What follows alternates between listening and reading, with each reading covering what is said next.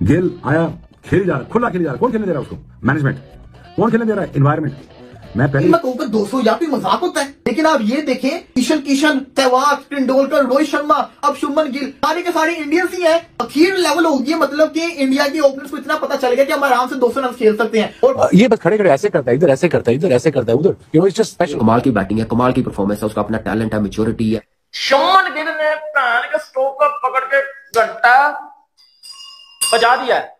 शुभमन गिल ने बोला भैया आप मेरे पास रुको, आप मुझे छोड़ो, आपको लोग किंग बोलते हैं तो लोग मुझे प्रिंस बोलते हैं, मैं प्रिंस वाली इनिंग खेल के दिखाता हूं। What a brilliant innings by Shubman Gill. ये है शुभमन गिल, जानते हो कि नहीं जानते? This is Shubman Gill, the biggest upcoming superstar in the history of cricket. Let me tell you something, अभी भी मेरे प्यारे बाबर आजम के फैंस हैं जो कि बैठ के खाली यूं देख रहे हैं, यूं। सचिन या गिल टाइप जो प्लेयर है, मुझे पता है इन्होंने प्रॉपर क्रिकेटिंग शॉट्स मारनी है, और आई थिंक ये वो वाइड प्लेयर है जो मैंने आजकल प्रेजेंट क्रिकेट में देख रहा हूं, जो तीनों फॉर्मेट में स्कोर करेगा और कंसिस्टेंटली करेगा। सो या दैट्स वेरी इंपॉर्टेंट। मेरे ख्याल में he is a future superstar in fact of the world cricket. That's double century, 7 Indian batters हैं भाई। आप इससे अंदाजा लगाएं यार, ये तो क्रिकेटर की एक ख्वाब होता है कि डबल सेंचुरी, वो भी इंटरनेशनल क्रिकेट में, कोई आसान काम नहीं है। इसमें कोई शक नहीं है, ये शुभमन गिल ने जिस तरह की इनिंग खेली, कॉन्फिडेंस लेवल भरा हुआ उसके अंदर, अपना नेचुरल गेम खेलते हैं। इनको हम कल का बच्चा कहते थे, वो देखो कहां निकल गया। इंडिया का बच्चा इनको सेंचुरी मार गया यार, इनके पैसे डूब मरने का मुकाम है। Obviously he has become the first Indian captain to make double century in England, और जाती भी इंडिविजुअल जो रन है, सुनील गावस्कर का 221 रन का जो रिकॉर्ड है वो तोड़ के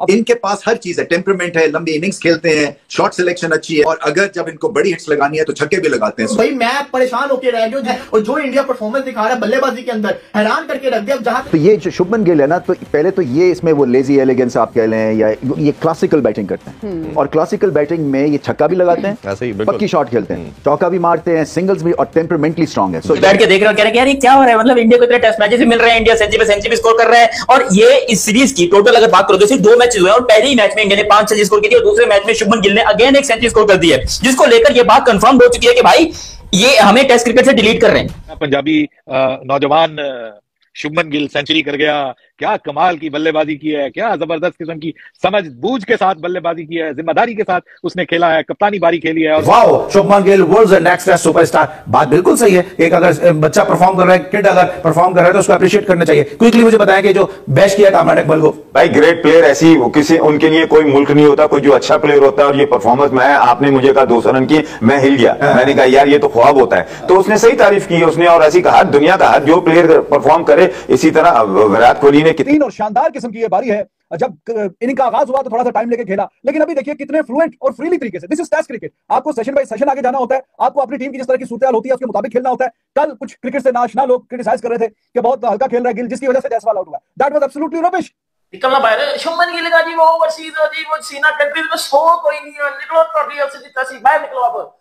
अब बाहर निकलो, बाप को देखो बाप कर क्या रहा है।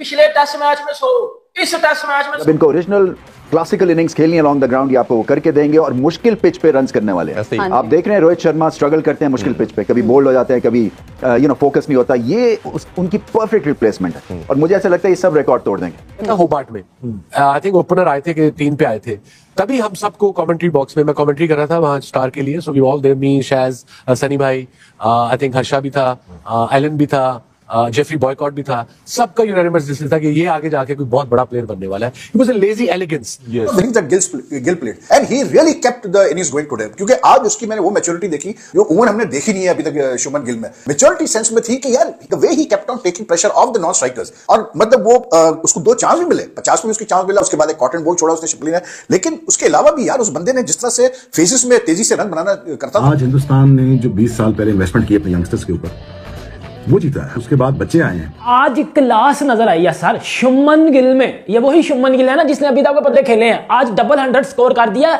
और इस बकरी के मुंह के ऊपर आप लानत भेजो जो भाईजान कंसिस्टेंट 50 नहीं स्कोर कर पा रहा। मैच विनिंग्स 50 की बात कर रहा हूं मैं, जो जिताने वाले 50 होते हैं, अगले ने जिताने वाला 200 कर दिया। शुभमन गिल की इनिंग्स के हवाले से जानना चाहेंगे, आपने शुरू में कहा कि एक ऐसा लेजेंड है जो अभी एक उस तरफ जाएगा रोल मॉडल बनने के लिए जो दुनिया देखेगी। लेजी एलिगेंस रोहित शर्मा का एक तरह से लगता है उसमें फर्मा फिट हुआ है।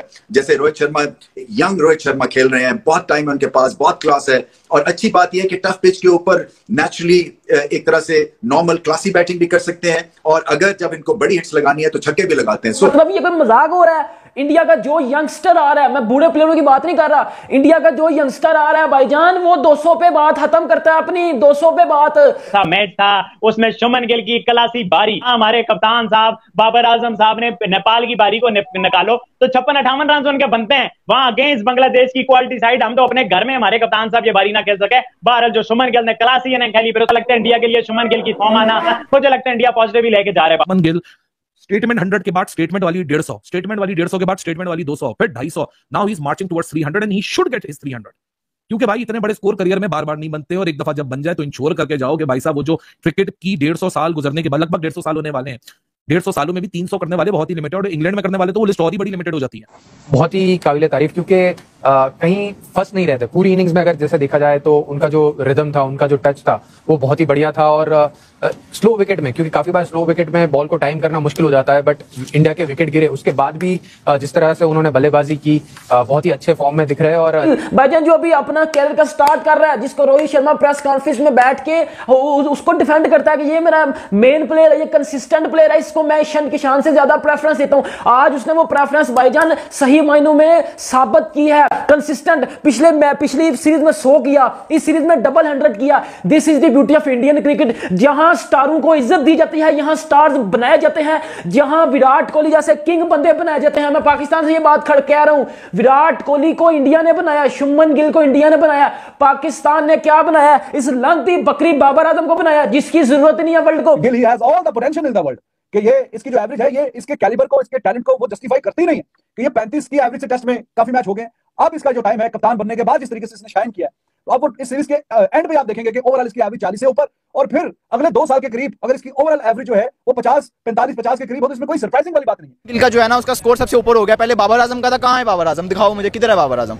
रह गया ना, जलील करवा दिया ना। शुभमन गिल देखो, वो अब एशिया का टॉप बन गया, उसका स्कोर ज्यादा हो गया। नॉर्मल क्लासी बैटिंग भी कर सकते हैं, और अगर जब इनको बड़ी हिट्स लगानी है तो छक्के भी लगाते हैं। मतलब ये कोई मजाक हो रहा है? इंडिया का जो यंगस्टर आ रहा है, मैं बूढ़े प्लेयरों की बात नहीं कर रहा, इंडिया का जो यंगस्टर आ रहा है भाईजान, वो 200 पे बात खत्म करता है अपनी, 200 पे बात।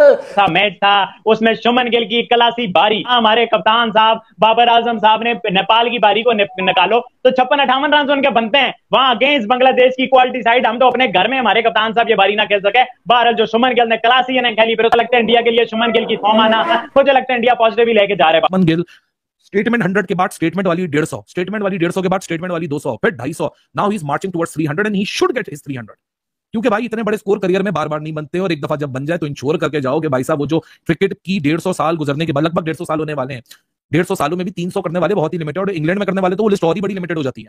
बहुत ही काबिल तारीफ, क्योंकि कहीं फंस नहीं रहते पूरी इनिंग्स में। अगर जैसे देखा जाए तो उनका जो रिदम था, उनका जो टच था, वो बहुत ही बढ़िया था। और स्लो विकेट